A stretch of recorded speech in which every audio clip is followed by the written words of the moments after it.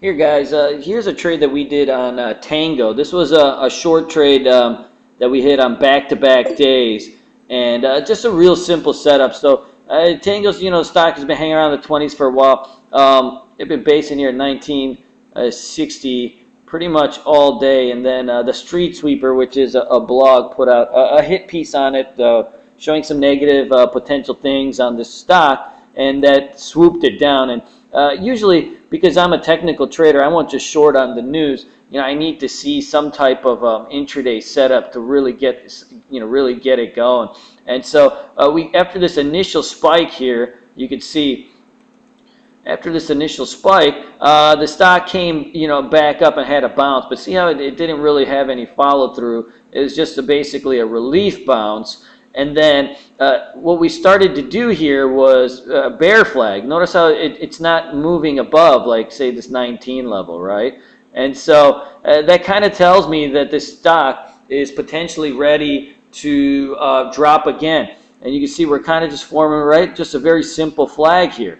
And so we shorted this thing at 1870, actually on this candle. I did have a little bit of a mishap. We got a quick spike out of it, actually, and then it just faded back. It lasted just a few seconds.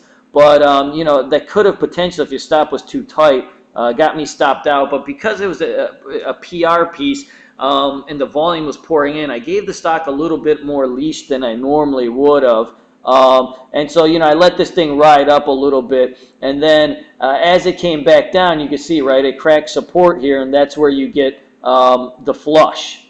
And so, we get flush, flush, flush. I cover half of it at 1809, and then we put a stop at our buy price or short price, and we let the rest ride, covering the last bid at 1740. See, I was kind of essentially bear flagging here again. And then on this flush, that's where I wanted to cover because it just dropped about 60 cents in two candles. And I thought that now we're starting to get a little bit too parabolic. And so I covered it, which was a mistake because I could have let this thing ride a lot lower, essentially. And probably where I made the mistake was, I could have just trailed my stop a little bit, right? Because we're essentially making lower highs on each one of these pivots. And so I could have wrote it down a little bit more. But, my thinking, I just, I don't know what I was thinking. I think I just probably wasn't looking close enough. And I should have gave it a little bit more room because see how it never really even had any intraday bounces. So I could have, rode this down a little bit further. And then, so the very next day, essentially what happens is the stock opens up and has a quick morning pop here. See, almost a 1740. And then 1740, and then it immediately starts to roll over. And so as soon as it goes red, right, this is a green to red. How we play red to green moves, this is a green to red move now. And so we shorted at 1702, and we start playing it right for the flush.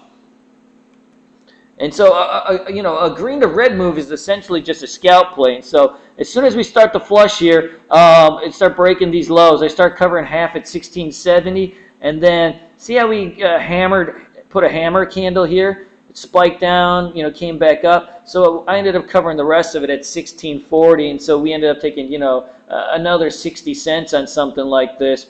And the stock actually had a little bit more juice. My power is out today. I wasn't trading. But you could see it formed a whole nother pattern that we could have shorted here. That was more on a little bit of a longer term basis when it broke this 17 mark again at the open today. And that would have gave us a real nice trade, but I was preoccupied as I had no power.